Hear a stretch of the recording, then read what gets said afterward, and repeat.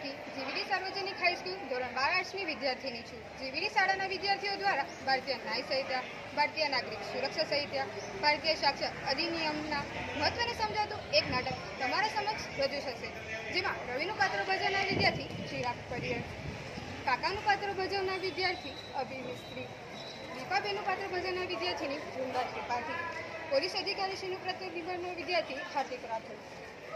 આ નાટકમાં સમજાવતા કાયદાઓ નાગરિકોના જીવનને ફાયદાકારક છે અને જીવનને અસરકારક છે। અસ્તુ। નમસ્તે કાકા, કેમ છો? મજામાં। રવિ, આજે સમાચાર લઈને આ બધા કાયદા વાયદા શું કામ સારા હવે આ શું આજે પણ સમાચાર લઈને આ બધા કાયદા વાયદા આપણા શું કામના? જૂના હતા એ સારા હતા।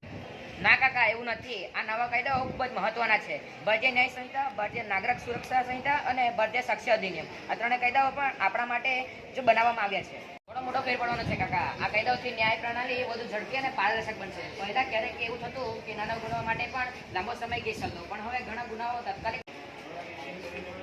રવિ, આ કયા નવા કાયદાઓની વાત કરો છો? મને તો કશું સમજાતું જ નથી। પોલીસ સ્ટેશનના ધક્કા ન ખાવા પડે એટલું જ સારું। તો બેન, ડરવાની જરૂર નથી। ઉલટાનું આ કાયદાઓ તમારા જેવી સામાન્ય મહિલા માટે ખૂબ જ સુરક્ષા પૂરી પાડે છે। ઉદાહરણ તરીકે ભારતીય ન્યાય સંહિતામાં મહિલાઓ વિરુદ્ધના ગુનાઓ માટે કડક જોગવાઈઓ છે। છેડતી, બળાત્કાર જેવા ગુનાઓ ઝડપી તપાસ અને સજાની ખાતરી આપવામાં આવી છે। અને આ પોલીસ વાળાને તો શું, એ તો કાયમમાં હેરાન જ કરે। નાગરિક સુરક્ષા સંહિતા પોલીસની જવાબદારીઓ પણ વધારી દેવામાં આવી છે। હવે એફઆઈઆર નોંધવી વધુ સરળ બનશે। હવે 0 એફઆઈઆર, ઈ-એફઆઈઆર જેવી સુવિધાઓથી દૂર બેઠા પણ તમે ફરિયાદ નોંધાવી શકશો। અને સૌથી મહત્વનું, હવે પોલીસની તપાસ માટે પણ સમય મર્યાદા નક્કી કરવામાં આવી છે, જેથી કેસો ઝડપી ઉકેલાય।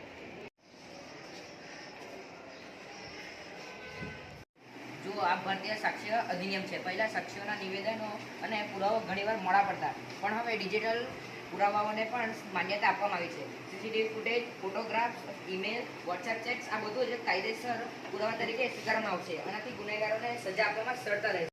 આ તો બહુ સારી વાત કહેવાય। પહેલાં તો નાના ગુનાઓ માટે પણ સાબિતી ભેગી કરવી મુશ્કેલ હતું। નમસ્તે, કેમ છો બધા? રવિ, તમે ખૂબ સારું કામ કરી રહ્યા છો। નવા કાયદાઓ વિશે લોકોને જાગૃત કરવા ખૂબ જ જરૂરી છે। અમારી પોલીસ પણ લોકોને આ કાયદાઓ વિશે માહિતી આપી રહ્યા છે। સાહેબ, અમે બધા આજે નાગરિકો જાગૃત થઈશું તો જ આ કાયદાઓનો સાચો હેતુ સિદ્ધ થશે। રવિ, અમારી આંખો ખોલી નાખી છે। હવે અમે આ બીજા કાયદાઓ વિશે જાણીશું। એક પ્રશ્ન છે, જો કોઈ બાળ અપરાધ થાય તો તેમાં આ નવા કાયદા કેવી રીતે મદદરૂપ થશે? દીપાબેન, બાળ અપરાધો માટે વિશેષ જોગવાઈઓ છે। ભારતીય ન્યાય સંહિતામાં બાળકોના વિરુદ્ધ ગુનાઓને કડક સજાની જોગવાઈ છે, તેમજ તપાસ પ્રક્રિયામાં બાળકોની સુરક્ષા અને સંવેદનશીલતાનું ધ્યાન રાખવામાં આવે છે। અમારી પોલીસ પણ આ બાળકોના ગુનાઓથી બચવા અને તેમને ન્યાય આપવા માટે પ્રતિબદ્ધ છે।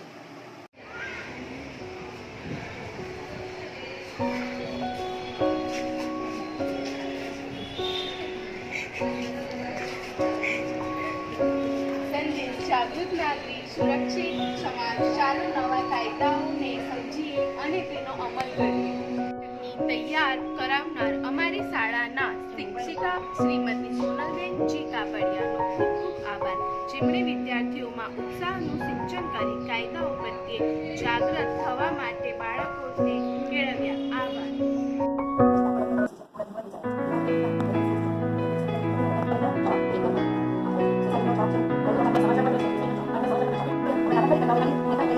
હા